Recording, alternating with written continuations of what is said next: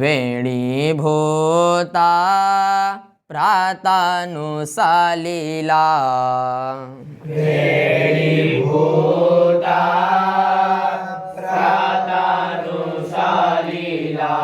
सावतीतास्य सिन्धुः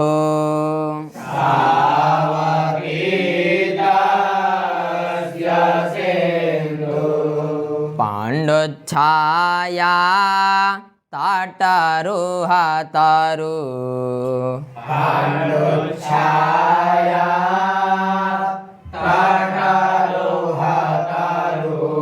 भ्रंशेभिर्जीर्णपर्णैः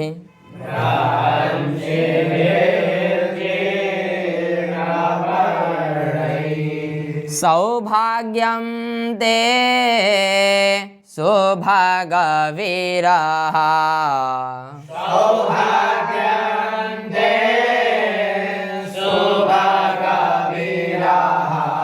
वस्थया व्यञ्जयन्ति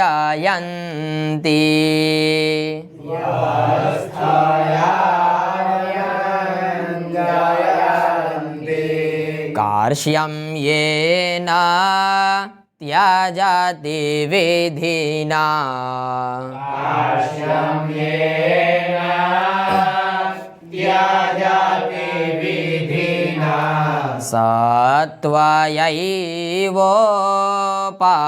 सत्वयैवोपपाद्यः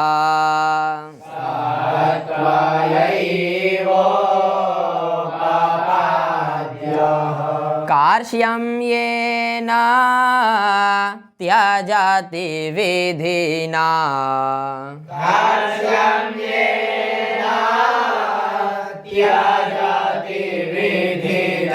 सत्वयैवोपपाद्यः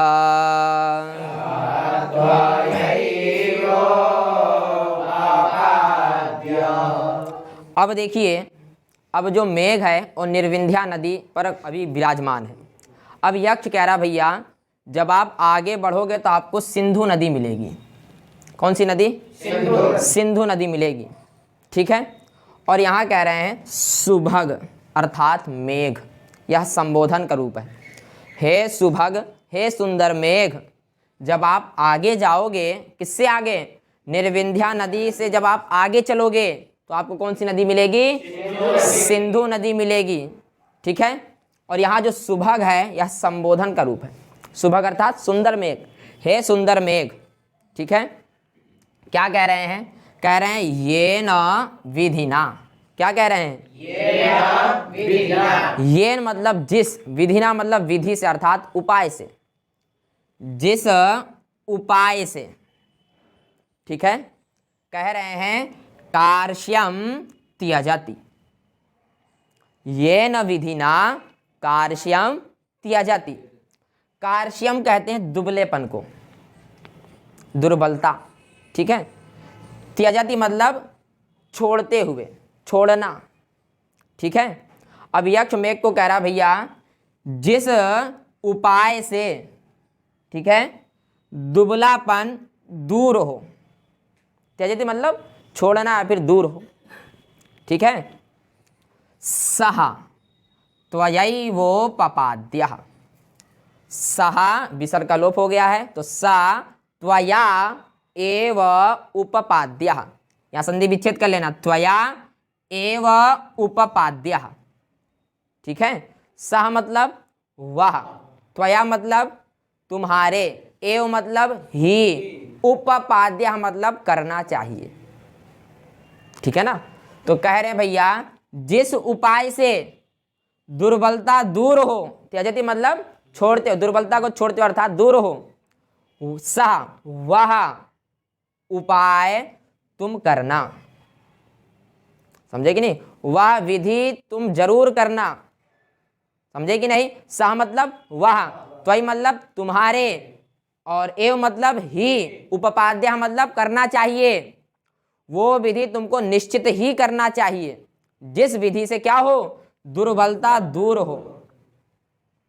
क्योंकि देखिए सिंधु नदी है, सिंधु नदी बहुत दुर्बल हो गई है, क्योंकि 8 महीने से वर्षा नहीं हुई है कि नहीं भाई। जब वर्षा ना हो तो नदी एकदम दुर्बल हो जाती है कि नहीं। तो वही यक्ष मेघ को कह रहा, भैया तुम सिंधु नदी के पास जाना तो वहाँ क्या कर देना, वर्षा कर देना, तभी तो दुर्बलता दूर होगी। तो वही कह रहे हैं, ये न विधिना, जिस उपाय से कार्श्यम त्यजति, दुर्बलता छोड़े, वह विधि, वह उपाय निश्चित रूप से आप करना। समझे कि नहीं। सह त्वया एव उपपाद्यः, वह तुमको ही करना चाहिए। समझे कि नहीं, बात समझ में आई। फिर कह रहे हैं ते सौभाग्यम, ते सौभाग्यम, ते मतलब तुम्हारा सौभाग्य है। तुम्हारा क्या है, सौभाग्य है कि भैया देखिए, जो आपके अलावा किसी दूसरे से कुछ ना चाहे, ऐसा कौन है, सिंधु नदी। आपका सौभाग्य है कि क्या, उसकी दुर्बलता आप ही दूर कर पाएंगे, और वो आपके अलावा किसी से पानी नहीं लेना चाहती है कि नहीं भाई। कोई ऐसा है कि मेघ के अलावा कोई नदी को पूर्ण कर दे, ऐसा कोई है, कोई नहीं। तो कह रहे हैं ये तुम्हारा सौभाग्य है। वही कह रहे हैं ते सौभाग्यम, किसका सौभाग्य, सुभग मेघ का। हे सुंदर मेघ, ते सौभाग्यम, तुम्हारा सौभाग्य है। किस चीज को दूर करना, कह रहे हैं विरह अवस्थया। क्या कह रहे हैं, जो विरह की अवस्था है, जो वियोग की अवस्था है, ठीक है, उसको क्या करना, आप दूर करना। ते सौभाग्यम, ये तुम्हारा सौभाग्य है कि आप उसके विरह अवस्था, वियोग की अवस्था आप दूर करेंगे। क्या वियोग है, कि उसके पास जल कम है। जल कम होने से वो क्या हो गई है, कार्श्यम हो गई है। कौन, सिंधु नदी बहुत दुबली पतली हो गई है। और तुम्हारा सौभाग्य है कि तुम उसके विरह को, अर्थात वियोग को, वियोग की अवस्था को आप क्या करोगे, दूर कर सकते हो। ठीक है, सौभाग्यम व्यंजयंती, क्या कह रहे हैं, सौभाग्यम, सौभाग्य अभिव्यक्त करेगी, तुम्हारे सौभाग्य को अभिव्यक्त करेगी। वही कह रहे हैं विरहा अवस्थया ते सौभाग्यम व्यंजयंती, तुम्हारे विरह अवस्था के तुम्हारे सौभाग्य को अभिव्यक्त करती हुई। समझे कि नहीं, क्या करेगी, अभिव्यक्त करेगी। जब आप उसका क्या करोगे, विरह अवस्था को आप दूर करोगे। समझे कि नहीं। तो वही कह रहे हैं ये न विधिना, जिस भी विधि से, जिस भी उपाय से क्या हो, कार्श्य त्यजति, उसकी दुर्बलता दूर हो, दुर्बलता को छोड़ दे। सह, वह उपाय तुम्हारे द्वारा ही होना चाहिए। सह त्वया एव उपपाद्यः, वह तुमसे ही करना, अर्थात वह तुम्हारे द्वारा ही होना चाहिए, और तुम्हारे अलावा कोई कर भी नहीं सकता। यही तुम्हारा सौभाग्य है, यही तुम्हारा क्या है, सौभाग्य है। बात समझ में आई। तो किसकी दुर्बलता दूर करनी है, तो कहने सिंधु नदी की। समझे कि नहीं। फिर कह रहे हैं वेणी भूता प्रातानु सलीला सावती तस्य सिंधु, कह रहे हैं अवतीतस्य, क्या कह रहे हैं, अवतीतस्य सिंधु। अवतीतस्य मतलब पार कर कर, पार करके। जब आप निर्विंध्या नदी को पार करोगे तो सिंधु, तो आपको सिंधु नदी मिलेगी। उसकी दुर्बलता आपको दूर करनी है। समझे कि नहीं। कौन सी नदी, अवतीतस्य मतलब पार करके, और यहाँ शब्द है असौ। क्या शब्द है, असौ से समझना है निर्विंध्या नदी। असौ मतलब निर्विंध्या नदी, असौ का अर्थ होता है वह अर्थात निर्विंध्या नदी। अवतीतस्य सिंधु, जब आप निर्विंध्या नदी को अवतीतस्य अर्थात पार करोगे तो आपको क्या मिलेगी, सिंधु नदी मिलेगी। ठीक है। और ये जो सिंधु नदी है, इसका जो सलिल है, सलिल अर्थात धूम ज्योति, वहां सलिल आ चुका है। सलिल अर्थात जल। जो सिंधु नदी का सलिल है, जो जल है, वो कैसा हो गया, प्रतनु हो गया है, बहुत पतला हो गया है। प्रतनु मतलब पतला। समझे कि नहीं। जो सिंधु नदी का सलिल है वह कैसा हो गया है, बहुत प्रतनु हो गया है। पतले जल वाली सिंधु नदी हो गई है, पतली जल वाली हो गई है। किसके समान? कह रहे हैं वेणीभूता। वेणीभूता, वेणी का अर्थ होता है चोटी, वेणी मतलब चोटी। आप देखते होंगे जब स्त्रियां चोटी बांधती हैं तो बहुत पतली चोटी होती है, शुरू में हल्का मोटा रहता है, लास्ट में एकदम पतली हो जाती है कि नहीं। उसी प्रकार जिस चोटी से सिंधु नदी बह रही है तो बहुत पतली बह रही है, वेणीभूत हो गई है, अर्थात बहुत पतली हो गई है। क्या? उसका जल, उस चोटी से जो सिंधु नदी निकली है, उस नदी का जो जल है, जो सलिल अर्थात जो जल है, बहुत प्रतनु हो गया है। क्या हो गया? बहुत पतला जल हो गया है, क्योंकि मेघ भैया 8 महीने से आया नहीं। जब 8 महीने से आया नहीं, वर्षा हुई नहीं, जब वर्षा हुई नहीं तो सिंधु नदी में जल का अकाल हो गया, अर्थात जल की कमी हो गई। तो उसी कमी के कारण वो क्या हो गई है? प्रतनु हो गई है, पतली हो गई कि नहीं। अब देखिए, जब कोई भी मनुष्य बहुत दुबला पतला हो जाता है तो बहुत पीला पड़ जाता है, कहते हैं पीलियक बीमारी हो गई, कहते हैं कि नहीं। तो अब उसी भांति सिंधु नदी भी पीली हो गई है एकदम। वही आगे कह रहे हैं, पांडुच्छाया ताटरुहा तरु भ्रंशभिर्जीर्ण पर। कह रहे भैया पांडु छाया, पांडु मतलब पीला, छाया मतलब कांति। जो सिंधु नदी है वो पीली कांति वाली हो गई है, उसका जो पानी है कैसा हो गया है? पीला हो गया है। क्यों? क्योंकि जो उसका सलिल है वो प्रतनु है, जो नदी का जल है वो कैसा? बहुत दुबला पतला है, और इतना दुबला पतला हो गया कि वो उसकी जो कांति हो पीली हो गई है, पांडु छाया हो गई है। कह रहे भैया नदी कैसे पीली हो सकती है कि नहीं? नदी कैसे पीली हो सकती है? तो वही कह रहे हैं आगे, तट अर्थात तट, ठीक है। और रूह कहते हैं निकलने को, और तरु मतलब वृक्ष, भ्रंश भी मतलब गिर जाना, जीर्ण मतलब होता है पुराने, पर्णई मतलब पत्ते। देखिए नदी है, नदी का जो तट है वहाँ वृक्ष होते हैं कि नहीं? वृक्ष होते हैं। और जब वृक्ष का पत्ता जीर्ण हो जाता है अर्थात सूख जाता है, जब पुराना हो जाता है तो पीला हो जाता है कि नहीं है? अब भाई तट है नदी का, सिंधु नदी का तट है, वहाँ वृक्ष हैं और वृक्ष के पत्ते एकदम जीर्ण हो गए हैं अर्थात पतले बहुत पुराने हो गए हैं और सूख गए हैं। और जब पत्ता सूख जाता है बहुत पीला हो जाता है, वो एकदम पीला हो जाता है। और जब पीला हुआ, कौन? पर्णई अर्थात पत्ता, वृक्ष के पत्ते क्या हो गए? पीले हो गए हैं, समझे कि नहीं। तरु मतलब वृक्ष, ठीक है, तरु मतलब वृक्ष। और जो पत्ता जब पीला हो जाता है, जब सूख जाता है तो भ्रंशी भी होता है कि नहीं? गिर जाता है कि नहीं। अब वही सारे पत्ते कहाँ गिर गए? सिंधु नदी में। कहाँ गिर गए? सिंधु नदी में गिर गए, और नदी का पानी एकदम पीला दिखने लगा। अब उसमें इतना बहाव तो है नहीं कि पत्तों को दूर कर दे। तो वही यक्ष मेघ को कह रहा भैया सिंधु नदी का सलिल इतना प्रतनु हो गया है, इतना जो है पतला हो गया है कि वो नदी एकदम पांडु छाया लग रही है, एकदम पीली, उसको पीलिया हो गया ऐसा लग रहा है। तो उस पीलिया को तुम दूर कर देना, उस पीलेपन को क्या कर देना? दूर कर देना। कब? जब आप बरसोगे।